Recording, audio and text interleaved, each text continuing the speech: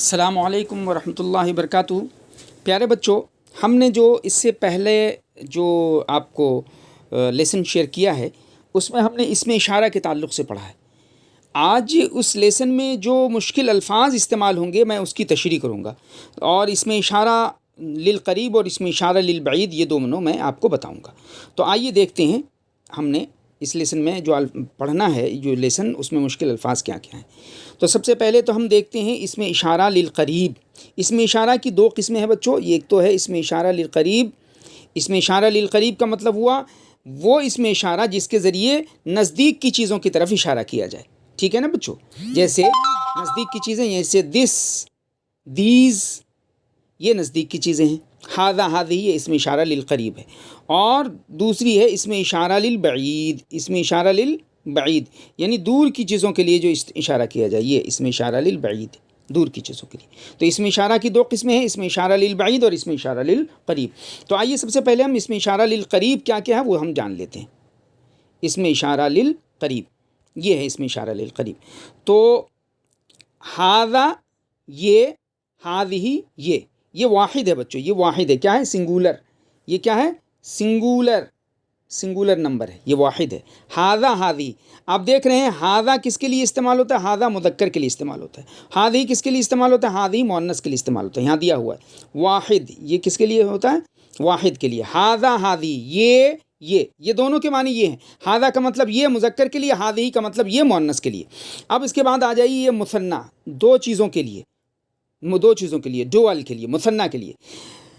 اردو یا ہندی میں تو واحد ہے یا جمع ہے، انگلش میں بھی سنگولر ہے یا پلورل ہے، لیکن عربک میں واحد ہے، سنگولر ہے، اس کے بعد مثنیٰ ہے، ڈوئل ہے، اس کے بعد پلورل ہے، جمع ہے، ٹھیک ہے نا بچوں؟ تین صیغے ہوتے ہیں اس میں۔ اردو میں دو صیغے ہوتے ہیں، واحد یا جمع۔ انگلش میں دو صیغے ہوتے ہیں، سنگولر یا پلورل، لیکن عربی میں تین صیغے ہوتے ہیں، واحد، مثنیٰ اور جمع، سنگولر، ڈوئل اینڈ پلورل۔ تو ہم نے واحد، اسم اشارہ واحد کے تعلق سے جانا۔ اب اسم اشارہ جو ہے مثنیٰ کے تعلق سے ہم جانتے ہیں۔ ھذانی کیا ہے؟ ھذانی کا مطلب یہ دونوں، یہ دو، ھذانی۔ اور پھر ھاتانی، ھاتانی کا مطلب کیا ہوا؟ یہ دونوں، ھذانی، یہ ھذانی، ھاتانی، یہ ھاتانی۔ ھذانی کا مطلب یہ دونوں مذکر کے لیے، ھاتانی کا مطلب یہ دونوں مؤنث کے لیے، ٹھیک ہے بچوں؟ ھذان یہ دونوں مذکر کے لیے، مثال کے طور پہ ہم کہیں گے ھذان ولدان، یہ دونوں لڑکے ہیں۔ لڑکوں کے لیے تو ھذان ولدان، یہ دونوں لڑکے ہیں۔ اور لڑکیوں کے لیے کہ ہم کہیں گے تو کہیں گے ھاتان بنتان، یہ دونوں لڑکیاں ہیں، ٹھیک ہے نا بچوں؟ اسی طرح سے واحد کے لیے ھذا ولدن، یہ لڑکا ہے۔ اور جب ہم لڑکی کے لیے کہیں گے تو ھذہ بنتن، یہ لڑکی ہے۔ انگلش میں ایسا نہیں ہے، انگلش میں ہم دس از a boy, this is a girl, دونوں کے لیے دس ہے، لیکن عربی میں ایسا نہیں ہے۔ بوائے کے لیے ھذا اور گرل کے لیے ھذہ، ٹھیک ہے نا بچوں؟ اسی طرح سے دو کے لیے ھذان اور یہ مؤنث کے لیے ھاتان، ٹھیک ہے بچوں؟ اب آئیے ہم کس کی طرف آتے ہیں؟ جمع کی طرف۔ تو جمع ہے، یہ جمع کا مطلب دو سے زیادہ۔ عربی میں جمع کا مطلب کیا ہوتا ہے بچوں؟ دو سے زیادہ، یہ جمع ہے، یہ جمع کا مطلب دو سے زیادہ۔ تو ہاؤلائی، ہاؤلائی کا مطلب یہ سب، ہاؤلائی کا مطلب یہ سب۔ اب یہ دیکھ رہے ہیں بچوں، یہ ہاؤلائی جو ہے یہ مذکر کے لیے بھی استعمال ہوگا اور یہ مؤنث کے لیے بھی استعمال ہوگا، مذکر مؤنث دونوں کے لیے۔ ہاؤلائی اولادن، یہ سب لڑکے ہیں، اور ہاؤلائی بناتن، یہ سب لڑکیاں ہیں، دونوں کے لیے ہم ہاؤلائی استعمال کرتے ہیں، مذکر مؤنث دونوں کے لیے۔ تو اب آپ اچھی طریقے سے اسے ذہن نشین کر لیجئے کہ اسم اشارہ للقریب کیا ہے؟ ھذا یہ مذکر کے لیے، ھذہ یہ مؤنث کے لیے، ھذان یہ دونوں مذکر کے لیے، ھاتان یہ دونوں مؤنث کے لیے، ہاؤلائی یہ سب مذکر مؤنث دونوں کے لیے۔ یہ اچھی طریقے سے ذہن نشین کر لیجیے۔ پھر سے دیکھیے، ھذا یہ مذکر کے لیے، ھذہ یہ مؤنث کے لیے، ھذان یہ دونوں مذکر کے لیے، ھاتان یہ دونوں مؤنث کے لیے، اور ہاؤلائی یہ سب مذکر مؤنث دونوں کے لیے، ٹھیک ہے بچوں؟ اب ہم کس کی طرف آتے ہیں؟ اسم اشارہ للبعید کی طرف، اسم اشارہ للبعید، ٹھیک ہے بچوں؟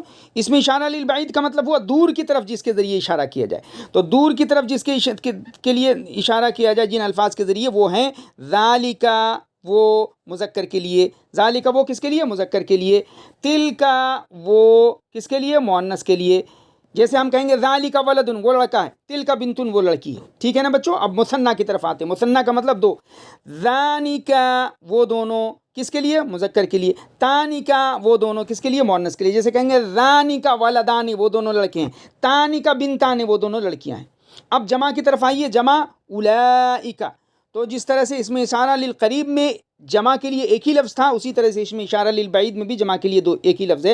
اولئک مطلب وہ سب، مذکر کے لیے بھی اور مؤنث کے لیے بھی. جیسے اولئک اولاد وہ سب لڑکے ہیں، اولئک بنات وہ سب لڑکیاں ہیں.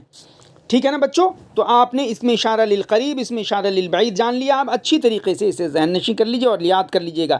کیسے یاد کیجیے گا؟ ذالک وہ مذکر کے لیے، تلک وہ مؤنث کے لیے، ذانک وہ دونوں مذکر کے لیے، تانک وہ دونوں مؤنث کے لیے، اولئک وہ سب مذکر مؤنث دونوں کے لیے. ٹھیک ہے نا بچوں؟ مذکر مؤنث دونوں کے لیے. تو اچھی طریقے سے اسے آپ ریپیٹ کر لیجئے. ذالک وہ مذکر کے لیے، تلک وہ مؤنث کے لیے، ذانک وہ دونوں مذکر کے لیے، تانک وہ دونوں مؤنث کے لیے، اولئک وہ سب مذکر مؤنث دونوں کے لیے.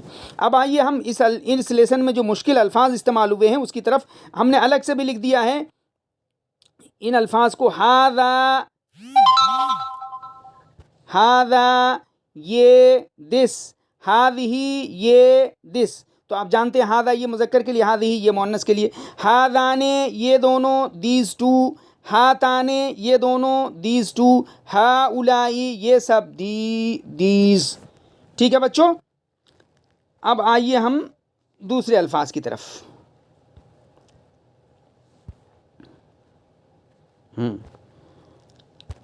ذالک وہ دیٹ، تلک وہ دیٹ، ذانک وہ دونوں، دوز ٹو، تانک وہ دونوں، دوز ٹو، اولئک وہ سب، دوز. ٹھیک ہے بچوں؟ اب آئیے ہم اس لیسن میں جو مشکل الفاظ استعمال ہوئے ہیں مزید اس کی طرف. اچھی طریقے سے آپ ویڈیو میں آپ جو مشکل الفاظ ہیں اسے آپ سمجھ لیجئے. تو کیا ہے مشکل الفاظ؟ کیا کیا ہیں؟ درسن سبق جمع دروسن. درسن سبق جمع دروسن. لیسن اس کو انگلش میں کیا کہتے ہیں؟ لیسن.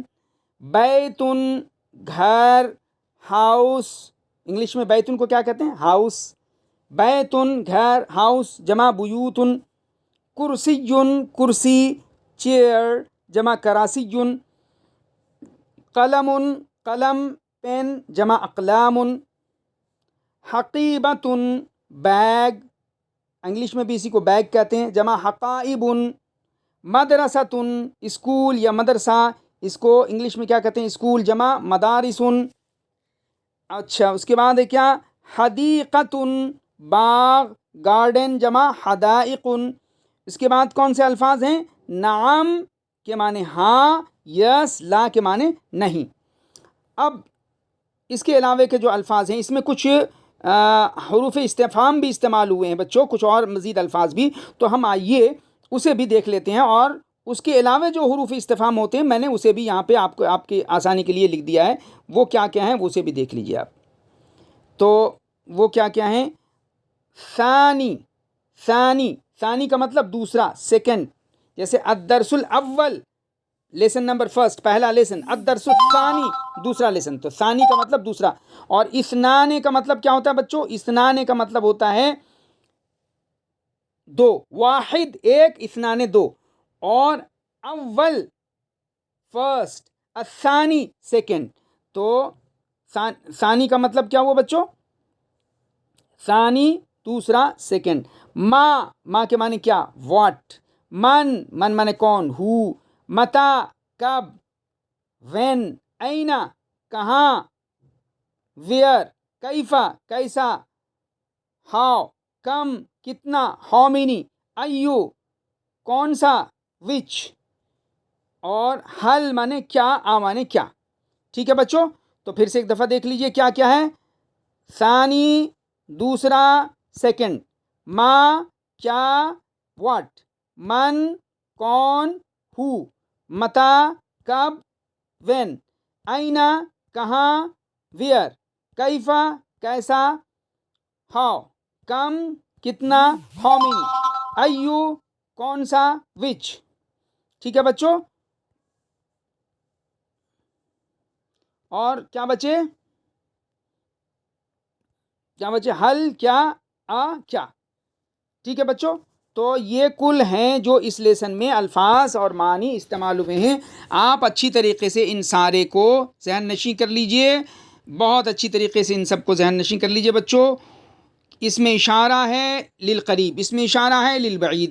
اس کے بعد مذکر کے لیے الگ ہوتا ہے، مؤنث کے لیے الگ ہوتا ہے، واحد کے لیے الگ ہوتا ہے، مثنیٰ کے لیے الگ ہوتا ہے، جمع کے لیے الگ ہوتا ہے. واحد کے لیے ھذا، ھذہ، مثنیٰ کے لیے ھذان، ھاتان، جمع کے لیے ھؤلاء، اور للبعید کے لیے ذالک، تلک، ذانک، تانک، اولئک. ٹھیک ہے بچوں. اور اس کے بعد یہ مشکل الفاظ ہیں، تو اس کو آپ اچھی طریقے سے یاد کر لیجئے، اپنی کاپی پہ نوٹ کر لیجئے، تو یہ چیزیں آپ کو آگے کے اسباق میں کام آتی ہیں.